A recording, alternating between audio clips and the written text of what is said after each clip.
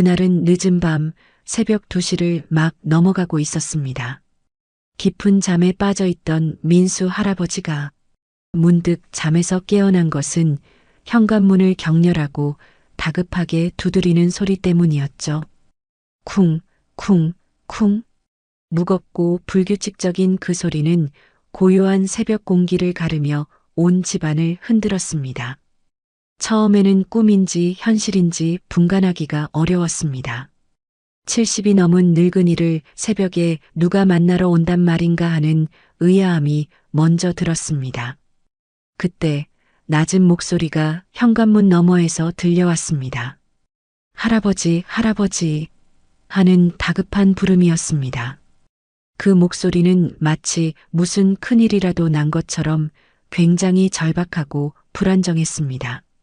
민수 할아버지는 심장이 철렁 내려앉았습니다. 혹시라도 무슨 사고가 난 것은 아닐까 하는 생각에 후다닥 일어나 신발도 제대로 신지 못한 채 문으로 달려갔습니다. 누구세요? 할아버지, 저예요. 서준이요. 1층 사는 서준이요. 그제야 민수 할아버지는 안심했습니다.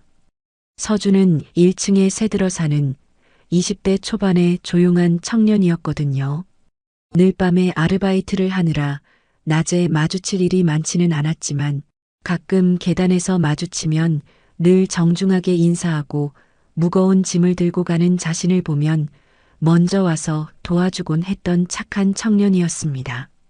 이 새벽에 이렇게 다급하게 문을 두드릴 만한 일이 무엇일까 하는 걱정이 앞섰습니다. 왜 그래, 서준 청년? 문고리에 손을 올리려는 바로 그 순간이었죠. 할아버지, 빨리 도망가세요. 그 말이 쑥 민수 할아버지의 귓가에 박히는 순간 온몸에 소름이 돋았습니다. 도망가라고요? 왜? 무엇 때문에? 민수 할아버지의 머릿속은 온통 새하얘졌습니다. 하지만 이상하게도 몸은 먼저 본능적으로 반응했습니다.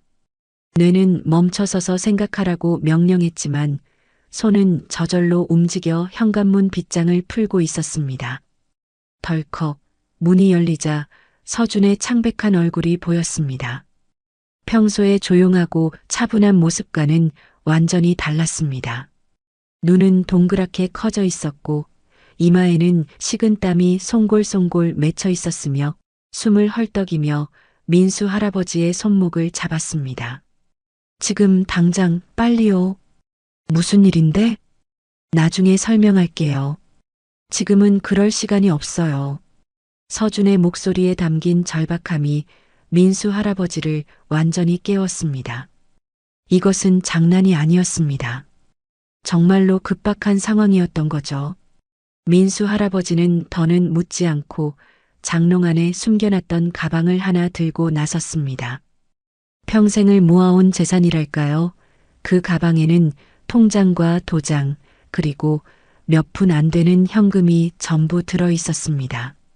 서준은 그의 팔을 붙잡고 계단을 내려갔습니다. 그의 손이 덜덜 떨리고 있다는 것이 느껴졌습니다. 이 아이도 지금 무서워하고 있다는 것이 온전히 전해졌습니다. 서준의 그런 모습에 민수 할아버지 역시 덩달아 가슴이 두근거리기 시작했습니다. 도대체 무슨 일이? 서준은 자신의 검지를 민수 할아버지의 입술에 가져다 대며 조용하라는 신호를 보냈습니다. 그리고는 귀를 쫑긋 세워 소리에 집중하더니 고개를 끄덕였습니다. 마치 뭔가를 확인한 것 같았죠. 뒷문으로 나가요. 빨리요. 그들은 건물 뒤편으로 돌아 골목으로 나섰습니다. 새벽 공기가 차갑게 뺨을 스쳤습니다. 가로등 불빛이 희미하게 길을 비추고 있었고 고양이 한 마리가 쓰레기통을 뒤지다가 그들을 보고 달아났습니다. 모든 것이 평소와 다를 바 없는 평범한 새벽이었지만 민수 할아버지의 마음은 불안과 공포로 가득 찼습니다. 왜 이렇게 목숨 걸고 뛰쳐나와야 했을까요?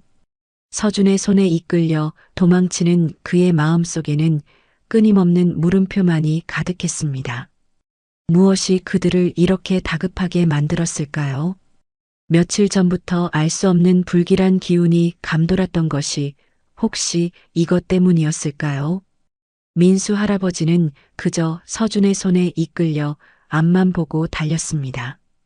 그의 심장은 불안정하게 요동치며 이 알 수 없는 상황에 대한 공포를 증폭시켰습니다.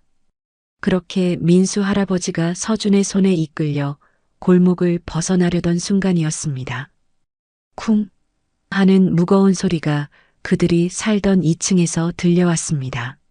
마치 뭔가 단단한 것이 바닥에 떨어지는 듯한 소리였죠. 서준과 민수 할아버지는 동시에 위를 올려다봤습니다. 할아버지의 방 창문으로 희미한 불빛이 새어나오고 있었습니다. 분명 민수 할아버지는 방에서 나올 때 전등을 끄고 나왔는데 말입니다. 자신의 눈을 의심했습니다. 저게 뭐지? 하는 생각에 머릿속이 혼란스러워졌습니다. 서준은 그의 손을 다시 이끌며 말했습니다. 할아버지, 더 멀리 가야 해요.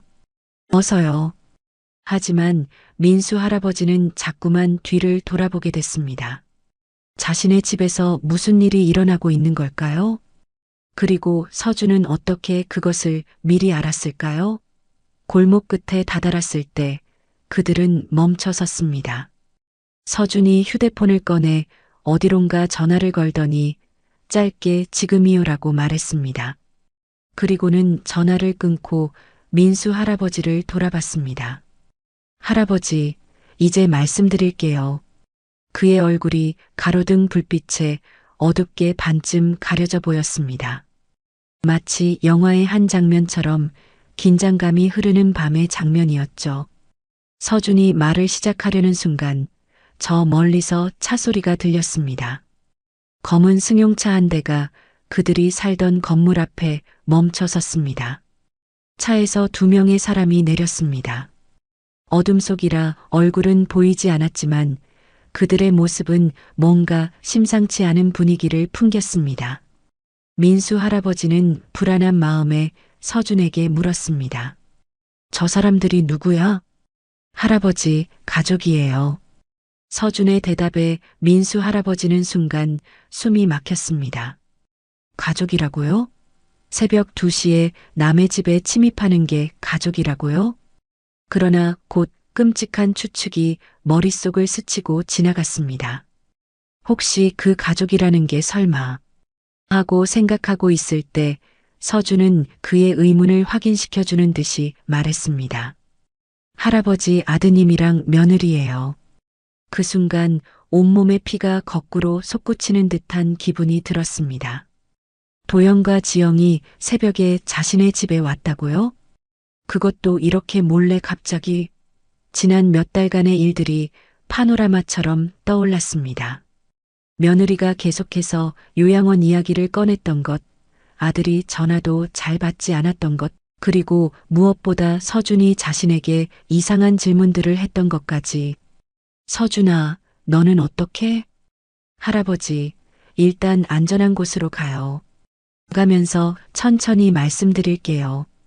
그들은 인근의 24시간 찜질방 쪽으로 걸어갔습니다. 뒤돌아보니 자신의 집 2층 창문에 여전히 불이 켜져 있었습니다. 저 안에서 지금 무슨 일이 벌어지고 있는 걸까요? 그리고 만약 자신이 그 방에 그대로 있었다면 상상만 해도 등골이 오싹해졌습니다.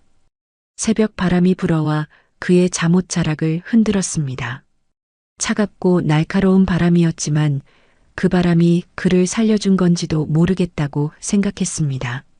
만약 서준이 깨워주지 않았다면 자신은 지금 어떻게 됐을까요? 서준이 걱정스러운 표정으로 물었습니다. 할아버지 괜찮으세요? 그제야 민수 할아버지는 자신이 부들부들 떨고 있다는 것을 깨달았습니다.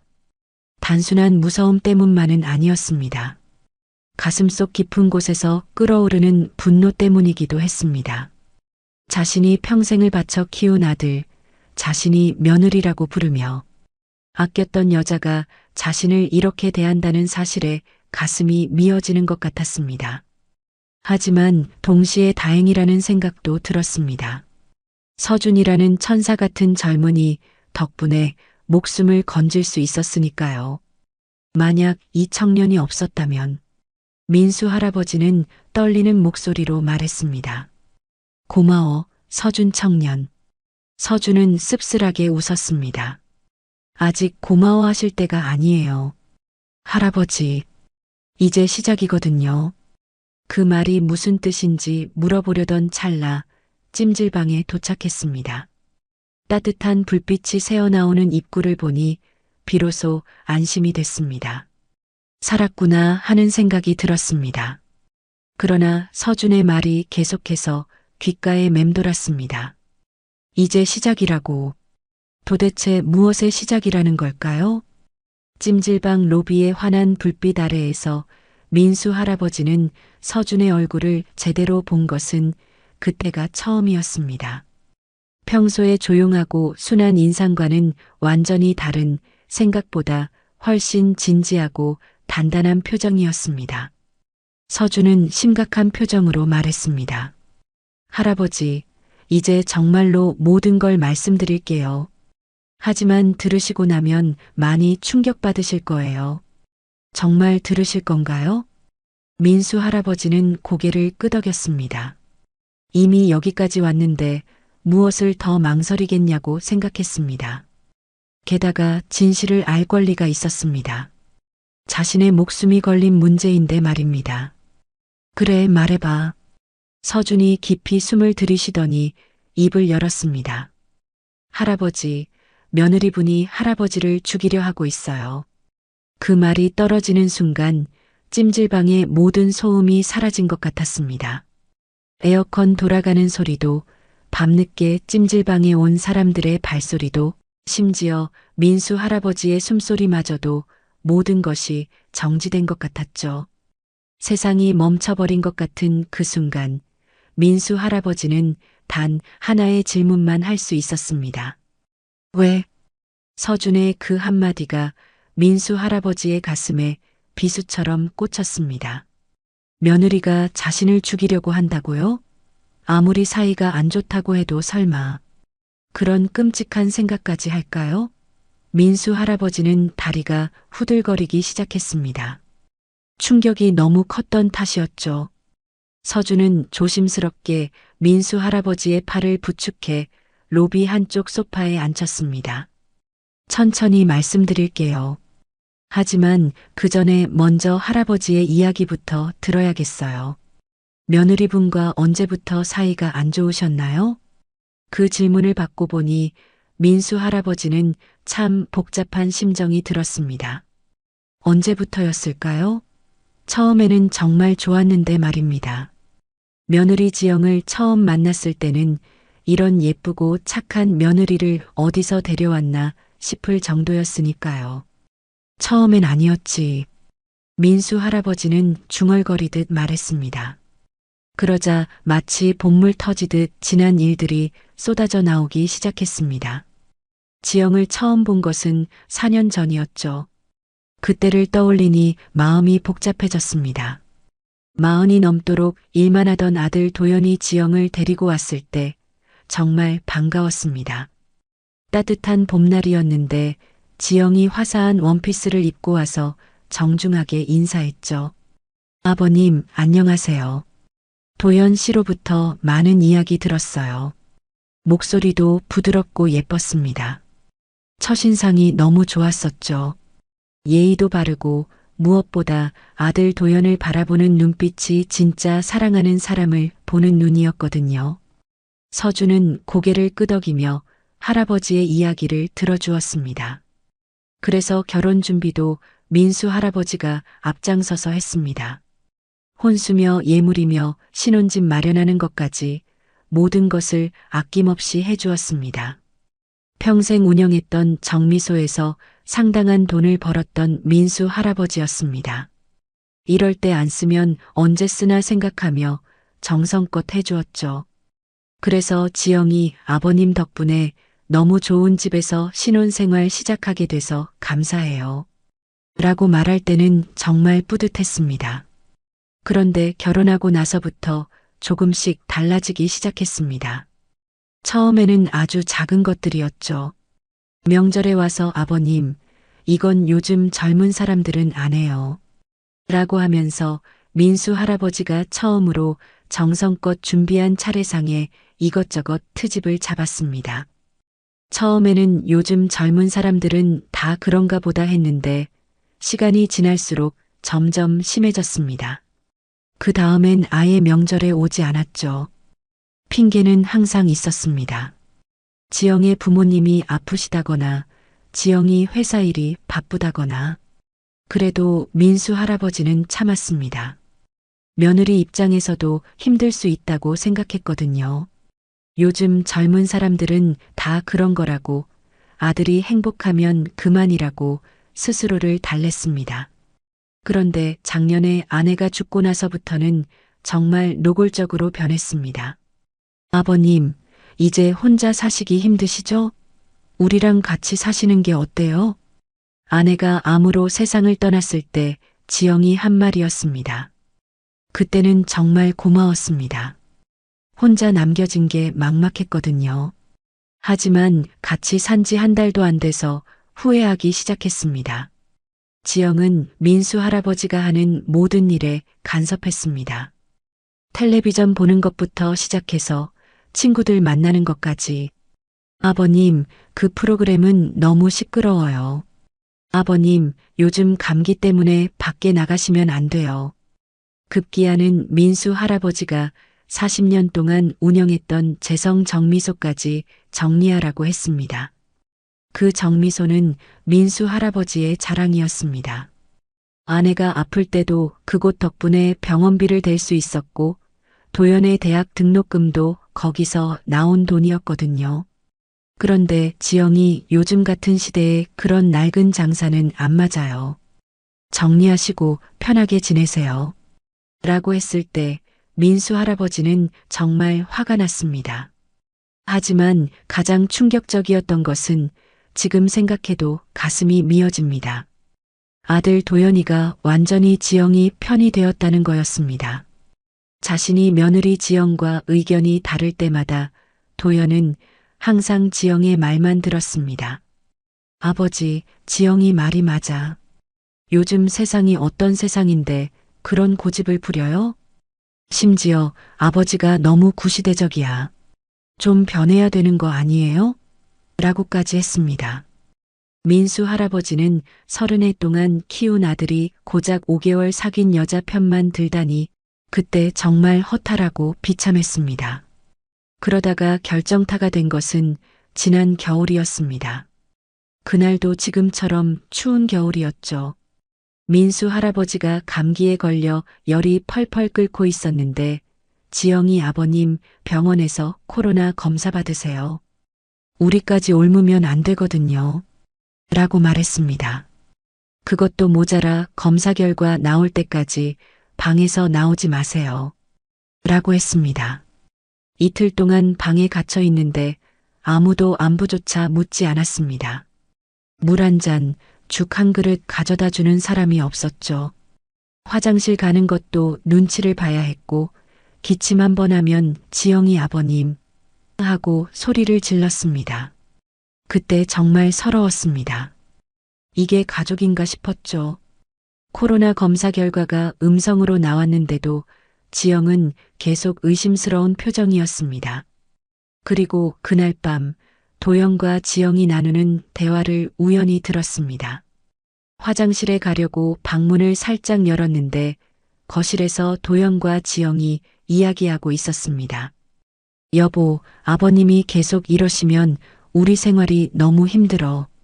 그러게. 맨날 간섭하고 우리 사생활도 없고 차라리 아버님 혼자 사시는 게 낫지 않을까? 그러면 우리도 편하고. 그게 좋겠어. 요양원도 있고 하니까. 요양원이라고요? 민수 할아버지는 아직 정신도 멀쩡하고 몸도 건강했는데 요양원에 보내겠다고요? 그 순간 정말 눈앞이 캄캄해졌습니다. 다음 날 아침 도연이 할아버지에게 와서 말했습니다. 아버지, 우리 잠깐 떨어져서 살아보는 게 어때요? 정중한 말투였지만 결국 자신을 쫓아내겠다는 뜻이었죠. 민수 할아버지가 왜? 내가 뭘 잘못했는데? 라고 물었더니 도연은 한숨을 쉬면서 아버지도 알잖아. 세대 차이 때문에 자꾸 부딪히게 되고 라고 말했습니다.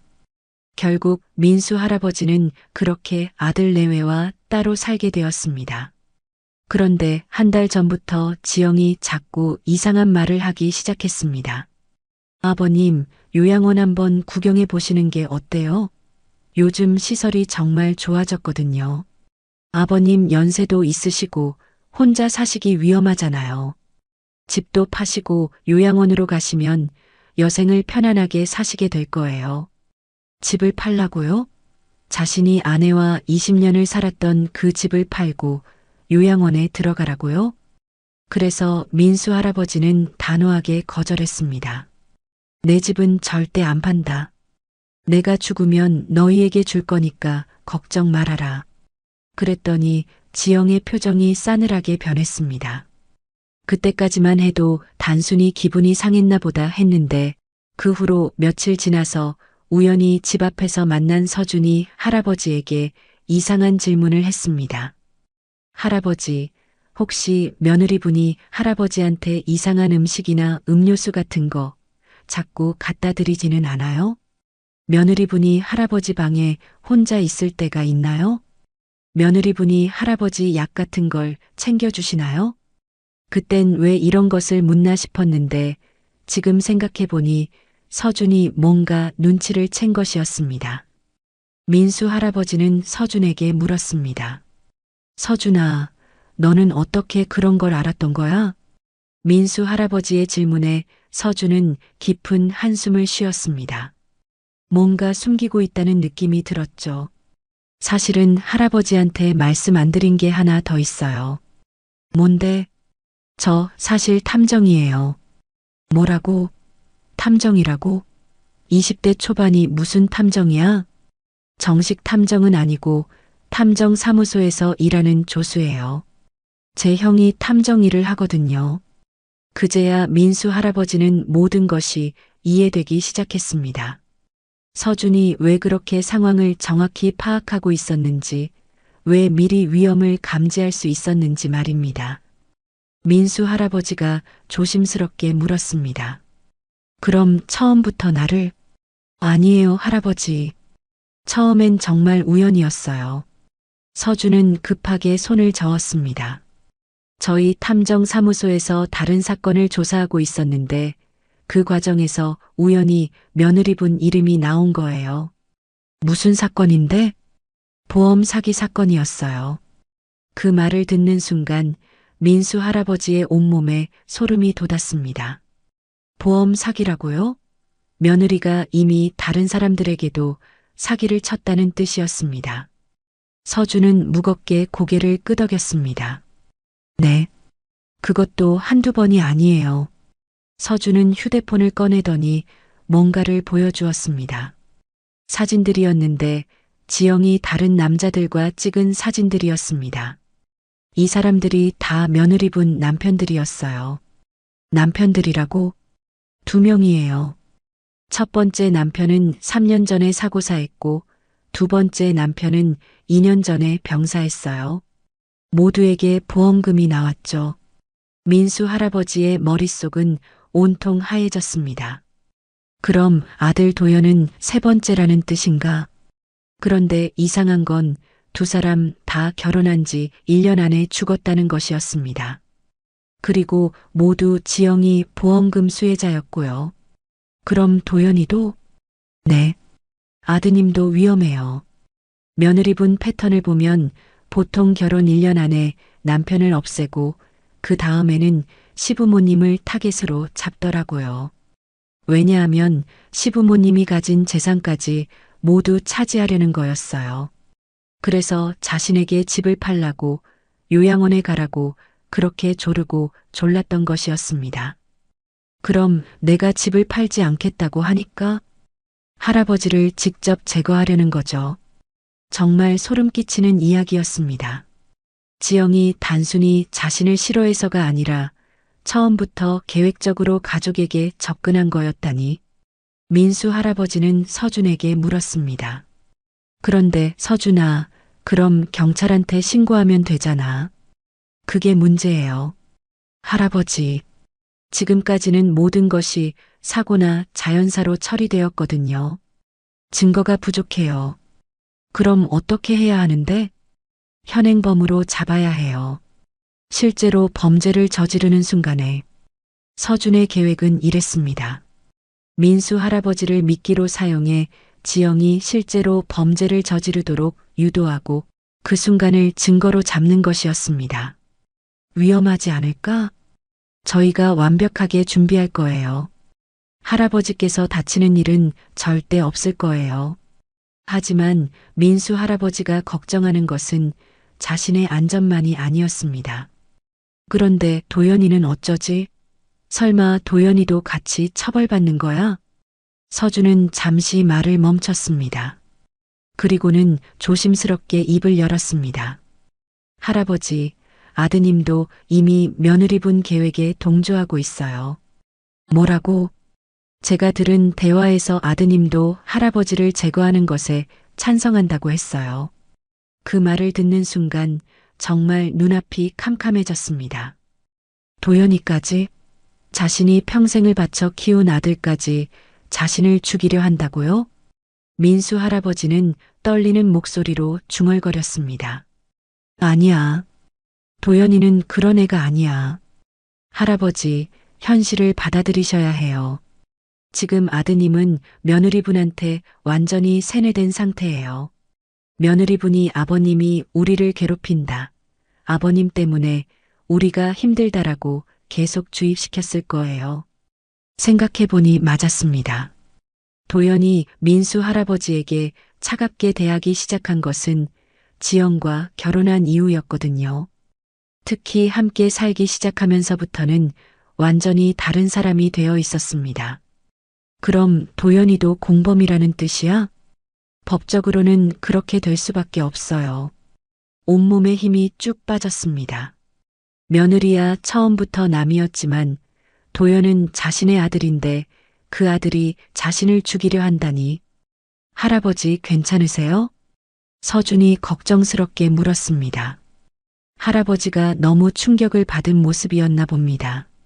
괜찮아. 그냥 생각보다 충격이 커서 사실 괜찮지 않았습니다. 가슴이 찢어지는 것 같았거든요. 하지만 지금 무너질 때가 아니었습니다. 살아남아야 했고 그들의 음모를 막아야 했습니다. 서준아, 그럼 이제 구체적으로 어떻게 할 거야? 일단 할아버지는 며칠 동안 숨어 계셔야 해요. 그동안 저희가 증거를 수집하고 함정을 준비할 거예요. 어디에 숨어? 저희 한빛 탐정 사무소에 안전한 곳이 있어요. 거기서 지내시면 돼요. 서준이 자리에서 일어나며 말했습니다. 그리고 할아버지 한 가지 약속해 주셔야 해요. 뭔데? 절대로 혼자 행동하지 마세요. 저희가 미리 조치를 취해서 며느리분은 지금 할아버지가 죽었다고 생각하고 있을 거예요. 만약 할아버지가 나타나면 다른 방법으로라도 없애려고 할 테니까요. 맞는 말이었습니다. 지금 지영은 자신을 처치했다고 생각하고 있을 텐데 갑자기 자신이 나타나면 당황할 것이고 그러면 더 위험한 방법을 쓸지도 모르는 일이었습니다. 알겠어. 내 말대로 할게. 그럼 이제 가요. 형에게 연락해서 차 보내달라고 할게요. 그들은 찜질방을 나섰습니다. 밖은 여전히 어두웠지만 동쪽 하늘이 조금씩 밝아오고 있었습니다. 새벽 공기가 차갑게 뺨을 스쳤습니다. 할아버지, 후회 안 하세요? 길을 걸으면서 서준이 물었습니다. 뭘? 아드님까지 처벌받을 수도 있는데.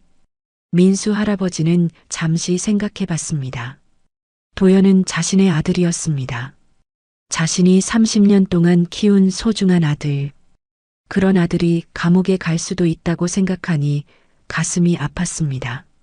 하지만 더 중요한 것은 진실이었고 정이었습니다. 후회 안 해. 민수 할아버지는 단호하게 말했습니다. 잘못한 사람은 처벌받아야 해. 그게 내 아들이라고 해도 말이야. 서준이 고개를 끄덕였습니다. 할아버지 정말 대단하세요. 대단하긴 그냥 올바르게 사는 것을 가르치고 싶을 뿐이야. 그때 검은색 승용차 한 대가 그들 앞에 멈춰 섰습니다. 서준이 손을 흔들자 차 안에서 사람이 내렸습니다. 서준보다 조금 큰 남자였는데 아마 서준이 말한 형인 것 같았습니다. 형, 이분이 제가 말씀드린 할아버지예요. 안녕하세요, 할아버지. 저는 재우라고 해요. 서준이 형이고 한빛 탐정 사무소를 운영하고 있어요. 재우라는 청년이 정중하게 인사했습니다. 서준과 비슷하게 생겼는데 더 성숙해 보였습니다. 고생 많으셨을 거예요. 차에 타세요. 차는 따뜻했습니다. 히터가 켜져 있어서 얼었던 몸이 조금씩 녹는 것 같았습니다. 할아버지, 지금부터 며칠 동안 힘드실 거예요. 재우가 백미러로 민수 할아버지를 보며 말했습니다. 하지만 끝까지 버텨주시면 반드시 안전하게 해드릴게요.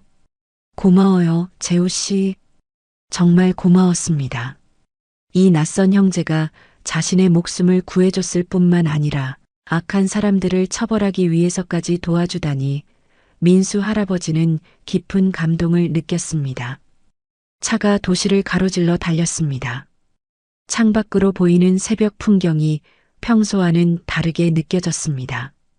어제까지만 해도 평범한 노인이었는데 하룻밤 사이에 거대한 음모의 중심에 서게 되었으니까요. 할아버지, 무서우시죠? 서준이 물었습니다. 무섭지. 하지만 더 무서운 건 가만히 있다가 그 나쁜 년에게 정말로 죽는 거야. 맞아요. 할아버지께서 용감하셔서 다행이에요. 그런데 재우 씨, 구체적으로 어떤 계획이 있는 거예요? 일단 며느리분 과거 행적을 더 자세히 조사해야 해요. 그리고 오늘 밤에 할아버지 방에서 무슨 일이 일어났는지도 확인해야 하고요. 내 방에서 뭘 했는지 어떻게 알아요? CCTV가 있어요. 건물 입구와 복도에. 그리고 제가 어젯밤에 미리 할아버지 방 주변에 소형 녹음기를 설치해 뒀거든요. 정말 치밀하게 준비했구나 싶었습니다. 이 형제들이 아니었으면 자신은 정말 위험했을 것입니다. 그럼 이제 우리가 할 일은 증거를 수집하고 그들이 다시 할아버지를 노리도록 유도하는 거예요. 맞아요. 하지만 이번엔 우리가 준비된 상태에서 맞이하는 거죠. 차가 한적한 건물 앞에 멈춰 섰습니다. 한빛 탐정 사무소라는 간판이 보였습니다.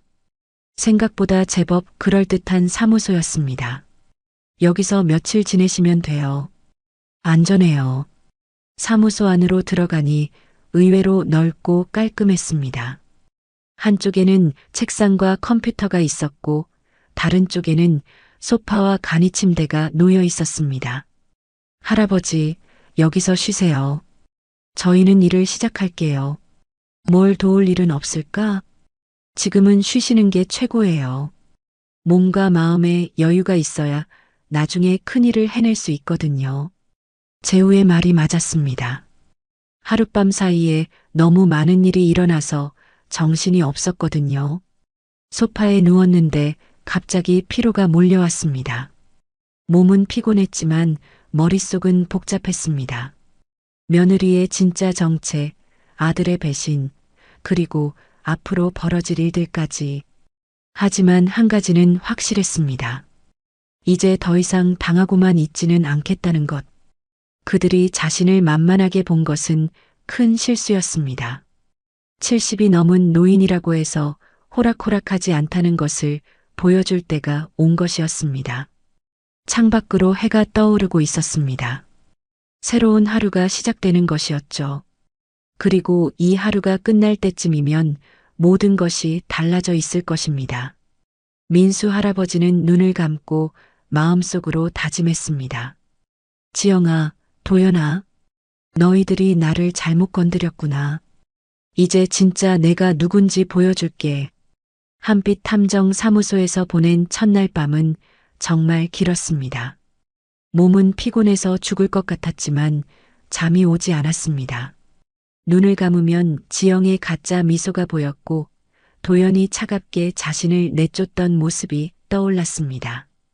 그리고 무엇보다 만약 서준이 자신을 깨워주지 않았다면 지금쯤 어떻게 되었을지 상상하니 온몸이 부들부들 떨렸습니다. 새벽 6시쯤 되어서야 겨우 잠이 들었는데 오전 10시에 재우의 목소리에 깼습니다. 할아버지, 일어나세요. 중요한 소식이 있어요. 재우와 서준이 컴퓨터 앞에 앉아서 뭔가를 열심히 보고 있었습니다. 민수 할아버지가 다가가니 서준이 자리를 비켜주었습니다. 할아버지, 이거 보세요. 화면에는 CCTV 영상이 재생되고 있었습니다. 어젯밤 자신이 살던 건물 복도였습니다. 새벽 2시 20분경 세 사람의 모습이 2층으로 올라가는 것이 보였습니다. 저 사람들이? 네. 아드님과 며느리분, 그리고 낯선 남자 한 명이에요. 화면 속 지영은 평소와 완전히 다른 모습이었습니다. 검은 옷을 입고 표정도 차가웠습니다. 도연 역시 긴장한 듯 주변을 두리번거리고 있었죠. 그리고 이것도 들어보세요. 재우가 녹음기를 틀었습니다. 민수 할아버지의 방 안에서 나누었던 대화가 선명하게 들렸습니다. 아버님은 어디 간 거야? 도연의 목소리였습니다. 분명히 자고 있었을 텐데 설마 눈치챈 건 아니겠지? 아니야. 그럴 리 없어. 우리가 엄청 조심스럽게 했는데. 지영의 목소리였습니다. 그런데 그 목소리가 평소와는 완전히 달랐습니다. 차갑고 냉정하며 모든 것이 계산된 듯한 목소리였습니다. 그럼 어디 갔을까? 혹시 화장실이나 부엌에 있나? 찾아봤는데 없어. 이상해. 그 다음에 들린 건 제3의 남자 목소리였습니다. 계획을 바꿔야겠군. 일단 여기서 사고가 났던 것처럼 만들자. 무슨 사고? 낙상사. 욕실에서 미끄러져 벽에 머리가 부딪힌 걸. 민수 할아버지의 온몸에 소름이 돋았습니다. 낙상사라고요? 정말로 자신을 죽이려 했던 것이었습니다. 이제 경찰에 신고할 수 있는 거 아니에요? 아직 부족해요, 할아버지. 재우가 고개를 저었습니다. 이 정도로는 부족해요. 빠져나가자고 하면 그럴 수 있어요. 현행범으로 잡아야 해요. 실제로 범죄를 저지르는 순간에 재우의 계획은 이랬습니다. 며칠 후 민수 할아버지가 다시 나타나 그들을 당황하게 만들고 그들이 다시 할아버지를 해치려고 시도하는 순간을 잡는 것이었습니다. 위험하지 않을까요? 저희가 완벽하게 준비할 거예요. CCTV, 녹음기, 그리고 경찰까지.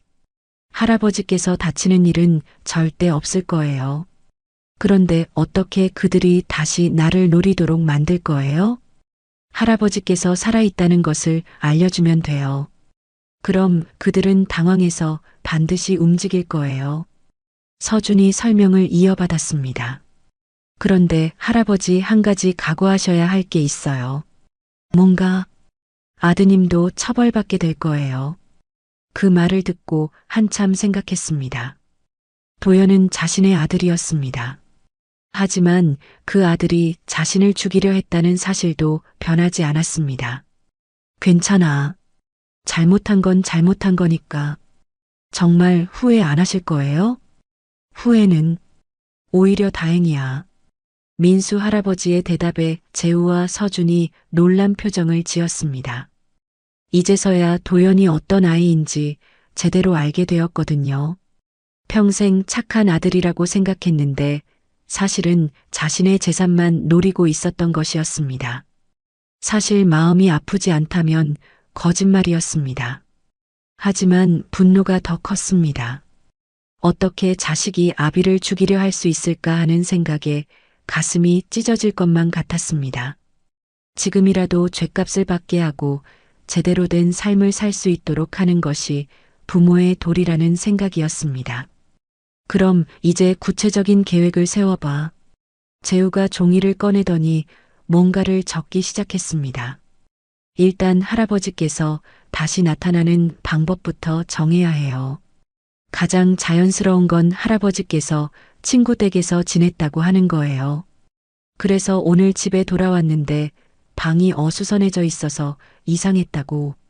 그럼 그들이 의심하지 않을까? 의심하겠지만 확신할 수는 없을 거예요. 설마 자신들의 계획이 발각되었을 거라고는 생각 못할 테니까요.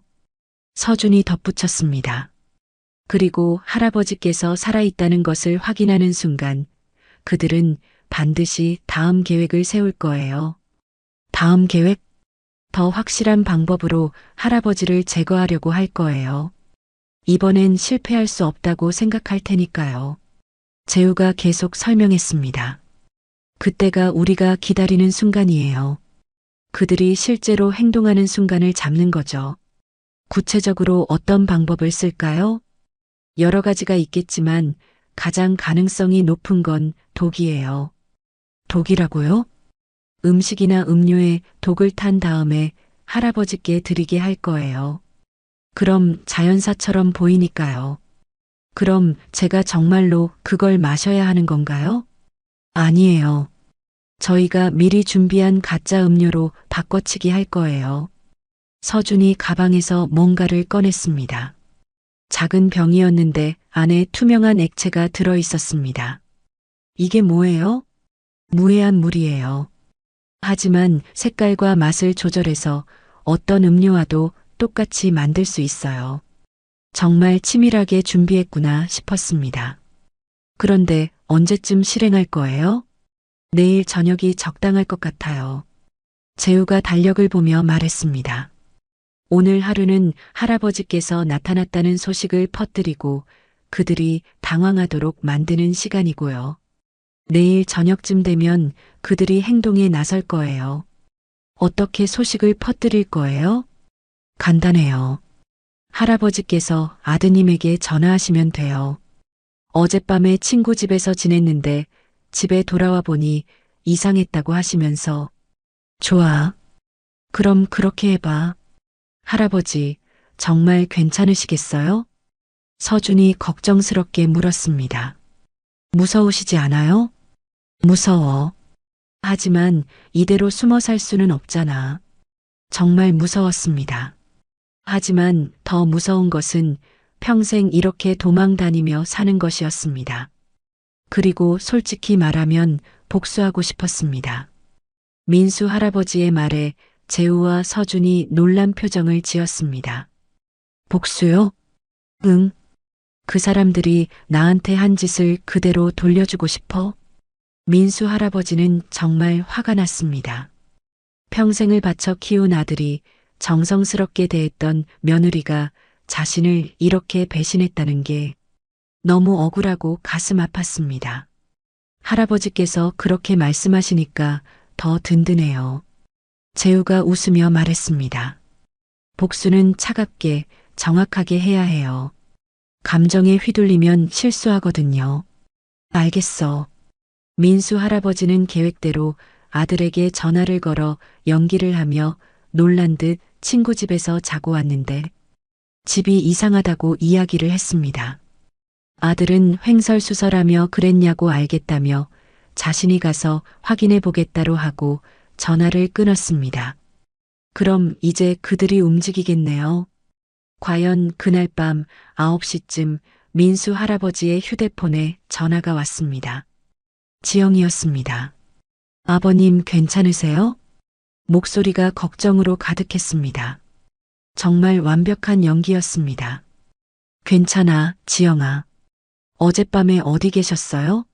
집에 도둑이 들었다던데요? 응. 친구 집에서 잤어. 오랜만에 만나서 이야기하다 보니까 늦어져서. 그런데 다음날 돌아와 보니 방이 좀 어수선했긴 한데 없어진 건 없는 것 같더라고. 그래도 무서우시잖아요. 내일 저희가 가서 확인해 볼게요. 고마워. 전화를 끊고 나니 재우가 엄지손가락을 들어 보였습니다. 완벽해요, 할아버지. 이제 그들이 움직일 거예요. 언제쯤 올까? 내일 오후쯤이면 올 거예요. 그리고 재우가 의미심장하게 웃었습니다. 그들이 가져올 건 확인하는 게 아니라 할아버지를 없애기 위한 도구일 거예요. 그 말을 듣고 보니 정말 무서워졌습니다. 하지만 이미 돌이킬 수 없는 강을 건넜죠. 재우 씨, 정말 안전할까요? 안전해요. 저희가 모든 걸 준비해 놨으니까. 서준이 가방을 열어서 보여주었습니다. 안에는 각종 장비들이 들어 있었습니다. 카메라, 녹음기, 심지어 호신용 스프레이까지. 이 모든 걸로 할아버지를 지킬 거예요. 그리고 경찰도 연락해 놨어요. 신호만 보내면 즉시 출동할 거예요. 정말 든든했습니다. 이 젊은 친구들이 자신을 위해서 이렇게까지 해준다니. 고맙습니다. 정말로. 천만에요, 할아버지. 내일이면 모든 게 끝날 거예요. 그날 밤도 잠이 오지 않았습니다. 하지만 어젯밤과는 달리 두려움보다는 기대감이 더 컸습니다. 내일이면 모든 것이 끝난다. 지영과 도연의 진짜 모습이 세상에 드러나고 자신은 더 이상 숨어 살지 않아도 되는 것이었습니다. 창밖을 보니 별이 유난히 밝게 빛나고 있었습니다. 내일이면 끝이야. 운명의 날이 밝았습니다. 새벽부터 비가 내리기 시작해서 온 세상이 우울하게 보였습니다. 마치 오늘 일어날 일들을 미리 예고하는 것 같았죠. 한빛 탐정 사무소 창문에 빗방울이 똑똑 떨어지는 소리를 들으며 민수 할아버지는 마지막 점검을 하고 있었습니다. 할아버지, 준비 다 되셨어요? 재우가 각종 장비들을 챙기며 물었습니다. 소형 카메라, 녹음기, 그리고 만약의 경우를 대비한 호신용 스프레이까지. 네, 됐어요. 하지만 솔직히 말하면 긴장돼서 죽을 것 같았습니다. 오늘 오면 지영과 도연이 자신을 다시 해치려고 올 텐데 정말로 계획대로 될까요? 할아버지, 무서우시면 지금이라도 그만두셔도 돼요. 서준이 걱정스럽게 말했습니다. 아니야. 해야 해. 이미 여기까지 온 걸 왜 포기해? 게다가 이 기회를 놓치면 다른 피해가 계속 생길 수 있잖아. 그럼 마지막으로 한 번 더 확인해 봐요. 재우가 종이를 펼쳤습니다. 오후 2시에 할아버지께서 집으로 돌아가세요. 그리고 3시쯤에 며느리분한테 전화해서 혼자 있으니까 무서우니 와달라고 하시는 거예요. 그럼 그들이 오는 건가요? 네. 분명히 올 거예요. 이번 기회를 놓치면 다음엔 언제 또 기회가 올지 모르니까요. 그래서 그들이 뭘 가져올 거라고 하나요? 아마 독이 들어간 음료나 음식일 거예요. 할아버지께서 놀라셨으니 기력을 보충하시라면서 드리겠죠. 서준이 설명을 이어받았습니다. 그럼 저는 그걸 마시는 척만 하면 되는 건가요? 아니에요. 아예 마시지 마세요. 혹시라도 실제로 독이 들어있으면 위험하거든요. 그럼 어떻게 해? 저희가 미리 할아버지 집안에 숨어 있을 거예요. 그리고 그들이 독을 탄 음료를 가져오는 순간 현장에서 체포하는 거죠. 정말 완벽한 계획 같았습니다. 하지만 뭔가 불안한 기분이 들었습니다. 혹시 계획이 틀어지면 저희를 믿으세요. 저희가 모든 경우의 수를 다 생각해뒀으니까요. 재우가 자신 있게 말했습니다. 하지만 민수 할아버지의 불안함은 쉽게 사라지지 않았습니다. 오후 1시 드디어 집으로 갈 시간이 됐습니다. 할아버지 정말 조심하세요. 그리고 조금이라도 이상하면 즉시 신호 보내세요. 서준이 민수 할아버지의 손에 작은 버튼을 쥐어주었습니다. 누르면 즉시 그들에게 신호가 가는 비상벨이었습니다. 알겠어. 빗속을 뚫고 집으로 향했습니다. 며칠 만에 돌아가는 자신의 집이었는데 왠지 낯설게 느껴졌습니다. 이제는 더 이상 안전한 집이 아니라 생사가 결정될 전쟁터 같았습니다. 2층 자신의 집에 들어가니 정말로 어수선했습니다. 서랍은 뒤져 있고 이불도 흐트러져 있었습니다. 그날 밤 그들이 자신을 찾으려고 뒤진 흔적이 고스란히 남아 있었죠. 정말로 나를 죽이려고 했구나. 새삼 실감이 났습니다. 만약 서준이 없었다면 정말로 3시 정각 지영에게 전화를 걸었습니다. 지영아, 나다. 아버님 어떠세요? 목소리가 여전히 걱정으로 가득했습니다. 정말 완벽한 연기였습니다. 응, 좀 그래. 그런데 지영아, 혼자 있으니까 무서워서 그런데 잠깐 와줄 수 있어? 물론이죠. 도연 씨랑 같이 갈게요. 조금 있다가요. 고마워. 전화를 끊고 나니 심장이 쿵쿵 뛰기 시작했습니다. 이제 정말 시작이구나. 30분 후 계단에서 발소리가 들렸습니다. 2명이 올라오는 소리였습니다. 똑똑. 아버님, 저희예요. 문을 열자 지영과 도연이 서 있었습니다. 지영은 큰 봉지를 들고 있었고 도연은 평소보다 표정이 어둡게 보였습니다. 어서 와. 아버님, 많이 놀라셨죠? 지영이 방안을 둘러보며 말했습니다. 응, 정말 무섭구나. 정말 이상하네요. 도대체 누가 이런 짓을 했을까요? 연기가 정말 자연스러웠습니다. 만약 자신이 진실을 모른다면 정말로 걱정하는 며느리로 보였을 것입니다. 그보다 아버님 기력이 없으실 텐데 이거 드세요. 지영이 봉지에서 무언가를 꺼냈습니다. 작은 병에 들어있는 음료였습니다. 뭔데? 홍삼 음료예요. 몸에 좋거든요. 그 순간 온몸에 소름이 돋았습니다. 저게 바로 독이 들어간 음료구나. 고마워. 그런데 잠깐 화장실 좀 다녀올게. 네. 천천히 하세요. 화장실에 가면서 재빨리 비상벨을 눌렀습니다. 이제 재우와 서준이 올 것입니다. 그런데 화장실에서 나오려는데 이상한 소리가 들렸습니다. 정말로 이걸로 끝날까? 도연의 목소리였습니다. 당연하지. 이번엔 확실해. 하지만 혹시라도. 혹시는 무슨. 이미 2번이나 성공했는데. 2번이나 성공했다고요? 다른 사람들을 말하는 것이었습니다. 그래도 아빠인데. 아빠, 지금 와서 그런 소리 해? 그동안 우리가 얼마나 고생했는데. 그렇긴 하지만 당신, 우리 약속 잊었어? 이 일 끝나면 좋은 집으로 이사 가서 새로 시작한다고 했잖아. 새로 시작한다고? 내 돈으로? 민수 할아버지는 살이 부들부들 떨렸습니다. 알겠어. 그럼 빨리 끝내자. 그래. 어차피 늙은이 1명 없어진다고 세상이 바뀌는 것도 아니고. 늙은이 1명이라고요? 자신을 말하는 것이었습니다. 가슴이 미어졌습니다. 도연이 정말로 자신을 그렇게 생각하고 있었다니.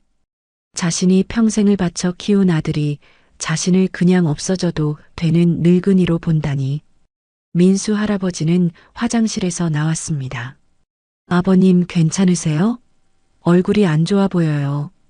지영이 걱정하는 척했습니다. 괜찮아.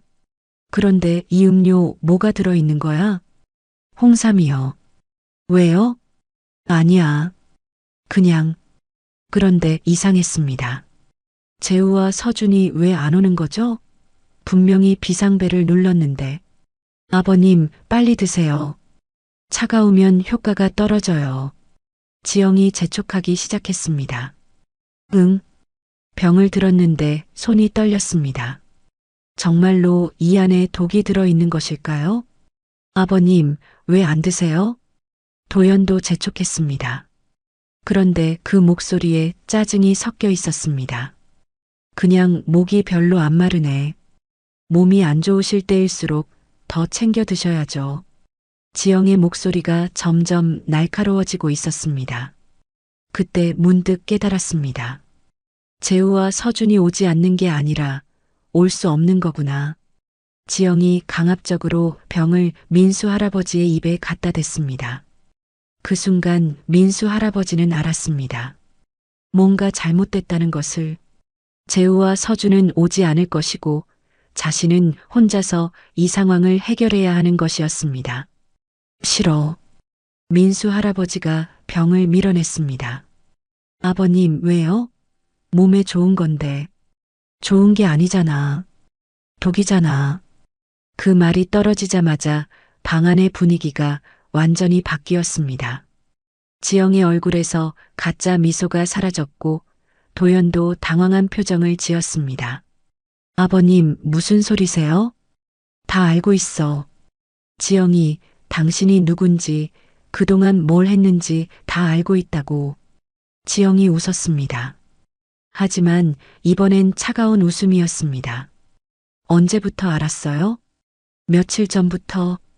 그럼 왜 이렇게 덫에 걸린 척했지? 너희들을 잡기 위해서. 잡는다고요? 아버님 혼자서요? 지영의 웃음소리가 더 커졌습니다. 도와줄 사람들이 있어. 설마 그 어설픈 탐정 나부랭이들 말하는 거예요? 어떻게? 놀랐어요? 우리도 바보가 아니거든요. 도연이 입을 열었습니다. 아빠, 우리가 며칠 전부터 감시하고 있었어. 탐정 사무소에 들어가는 것도 다 봤고. 뭐라고? 그리고 여기 오기 전에 그들을 먼저 처리했지. 처리했다고?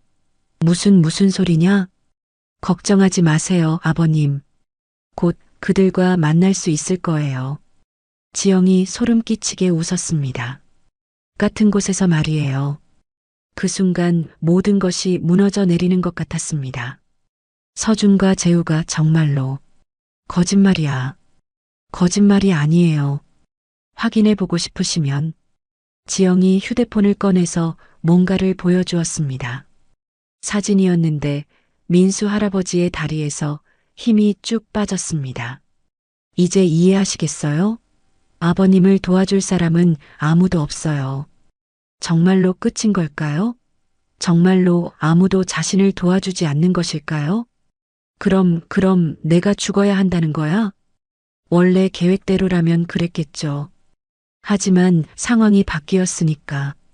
지영이 가방에서 다른 것을 꺼냈습니다. 주사기였습니다. 이걸로 하면 고통 없이 갈 수 있어요. 안 돼. 민수 할아버지는 문 쪽으로 뛰어갔습니다. 하지만 도연이 막아섰습니다. 아빠, 소용없어. 볼 사람도 없고 도와줄 사람도 없어. 도연아, 제발. 미안해, 아빠. 그러니까 집 팔자고 할 때 팔았어야지. 그 순간 정말로 절망했습니다. 아무도 자신을 도와주지 않는 상황에서 자신의 아들과 며느리가 자신을 죽이려 하다니. 하지만 포기할 수는 없었습니다. 여기서 죽을 수는 없다고 생각했습니다. 잠깐. 민수 할아버지는 소리쳤습니다. 마지막으로 한 가지만 물어봐도 될까? 지영이 주사기를 들고 있는 손을 잠시 멈췄습니다. 뭔데요? 정말로 처음부터 끝까지 다 거짓말이었어? 우리 가족이 된 것도? 지영이 웃었습니다. 당연하죠. 다 돈 때문이었어요. 그 답변을 듣고 나니 슬픔보다는 분노가 치밀었습니다. 그래, 지영아. 넌 내가 만만해 보였구나. 70 넘은 늙은이라고 우습게 봤지. 하지만 틀렸어. 나는 그렇게 만만한 사람이 아니거든. 민수 할아버지의 손에 들고 있던 것은 비상벨이 아니었습니다. 서준이 만약의 경우를 대비해서 준 호신용 스프레이였습니다. 지영아? 네. 이것도 계획에 있었을까? 민수 할아버지가 스프레이를 뿌리는 순간 지영과 도연이 비명을 질렀습니다. 으악! 그 혼란을 틈타 민수 할아버지는 문으로 뛰어갔습니다. 잡아! 도연이 소리쳤지만 이미 늦었습니다. 민수 할아버지는 계단을 뛰어내려가고 있었습니다.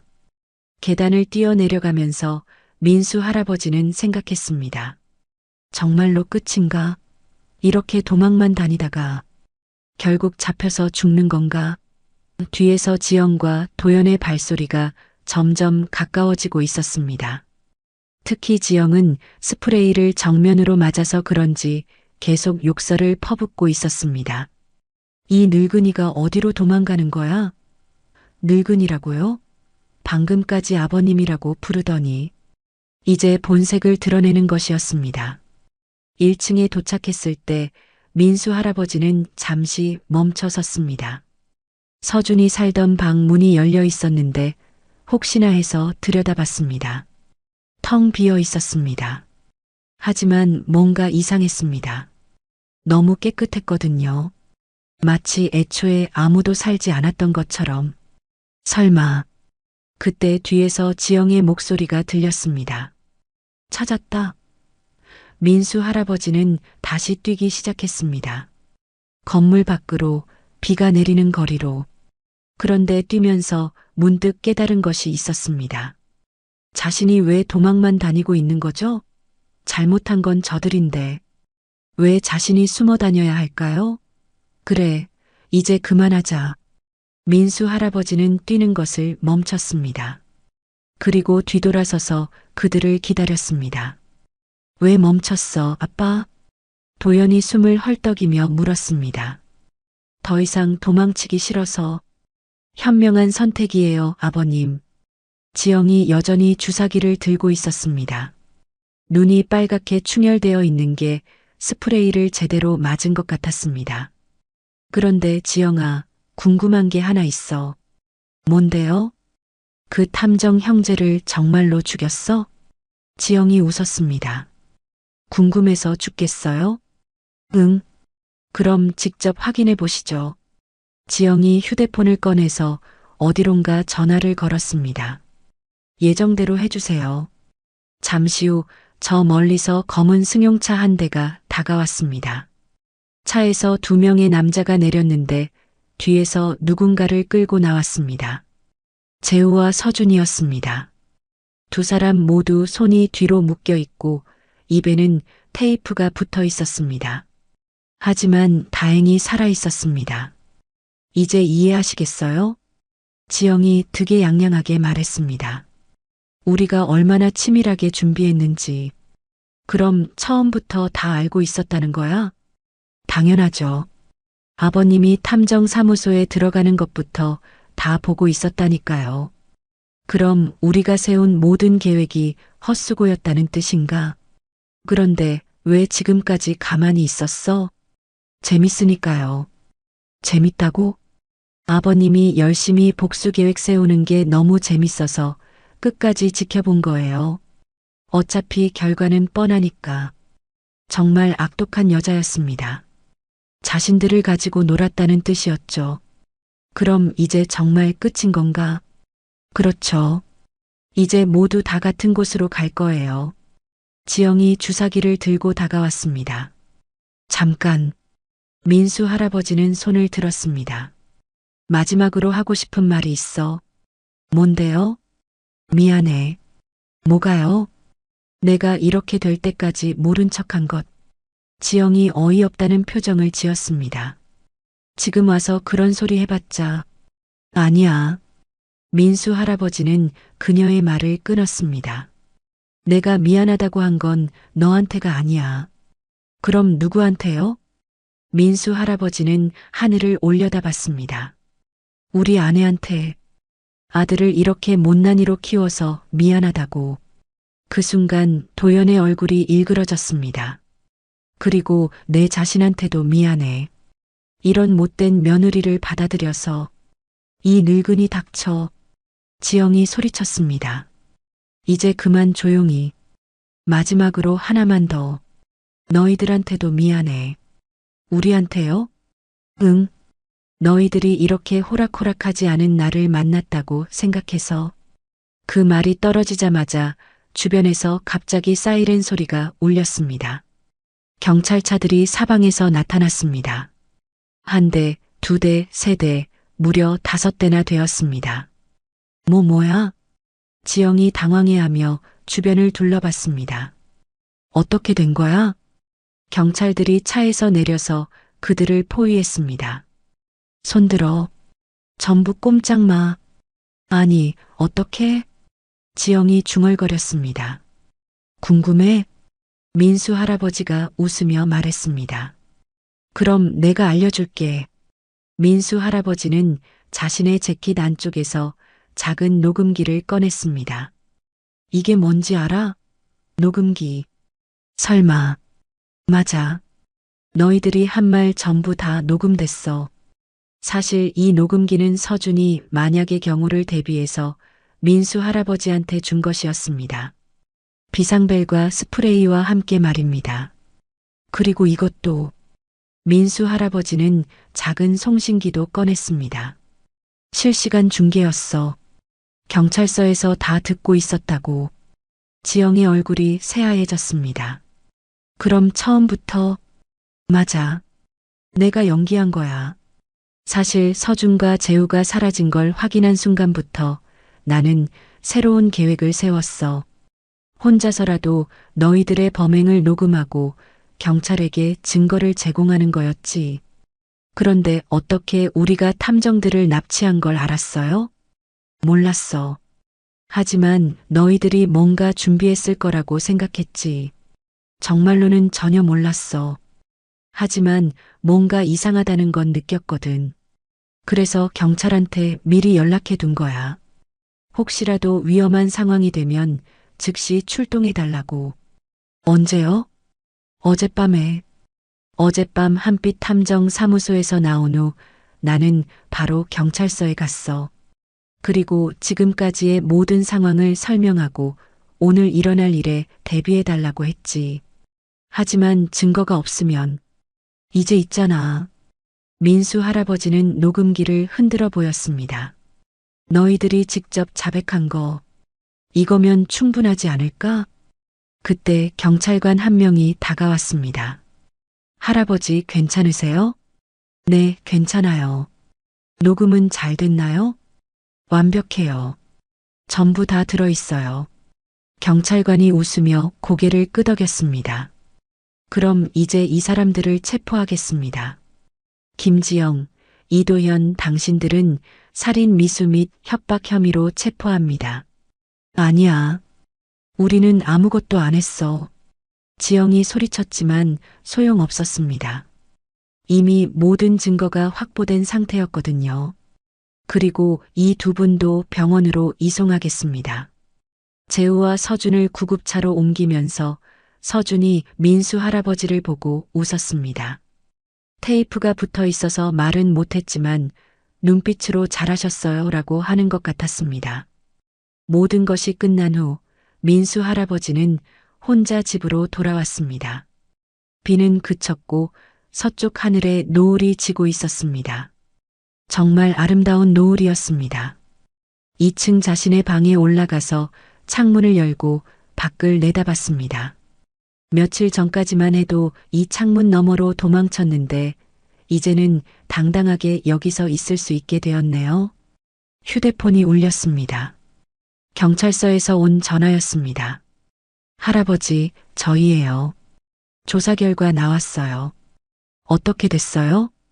김지영은 지금까지 총 4명의 남편을 살해한 연쇄살인범이었어요. 그리고 이도현은 공범으로 확정됐고요. 4명이나요?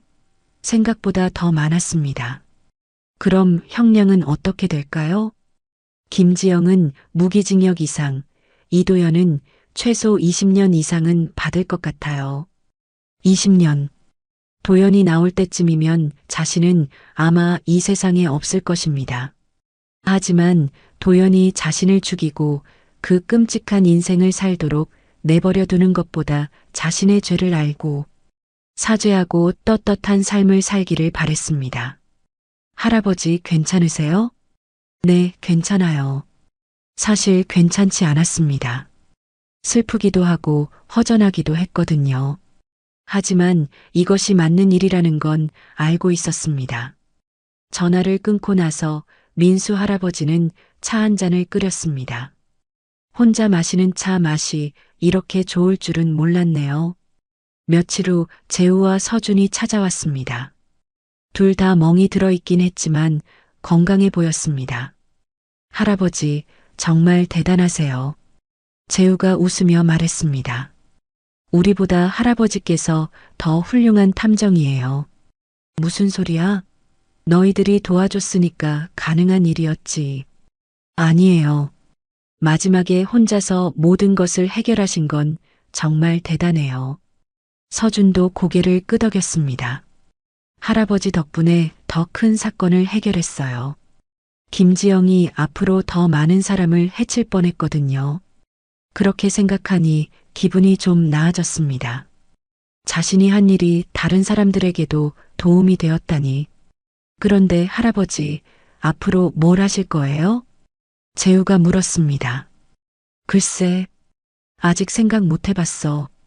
사실 앞으로가 막막했습니다.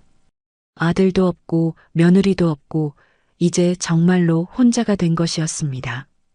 혹시 저희와 함께 일해보시는 건 어떠세요? 뭐라고? 탐정 일 말이에요.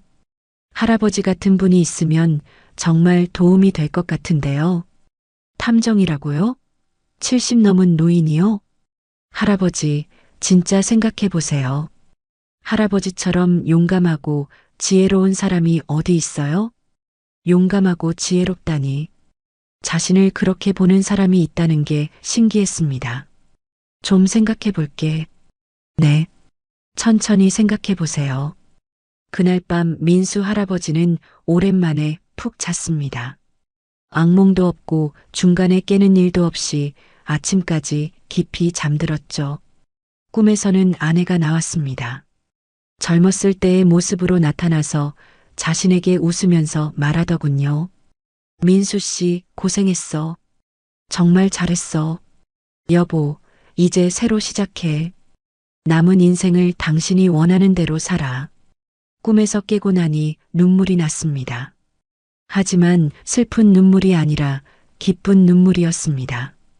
그날 아침 민수 할아버지는 재우에게 전화를 걸었습니다. 재우 씨, 나야. 할아버지, 어떻게 된 거예요? 탐정일 해보고 싶네. 정말요? 네. 나 같은 노인을 괴롭히는 나쁜 사람들이 또 있을 텐데 그런 사람들을 잡고 싶어. 와, 정말 좋아요, 할아버지. 그렇게 해서 민수 할아버지는 새로운 인생을 시작했습니다. 70이 넘은 나이에 탐정이 되다니 생각해보면 정말 웃긴 일이었습니다. 하지만 후회는 없었습니다. 오히려 이제야 진짜 자신의 인생을 사는 것 같았거든요. 오늘 이야기를 끝까지 들어주셔서 감사합니다. 영상 보시고 민수 할아버지께 응원의 댓글 함께 나눠주세요. 여러분의 한마디가 누군가에겐 큰 위로가 될 수 있습니다. 영상이 마음에 드셨다면 구독과 좋아요 부탁드립니다.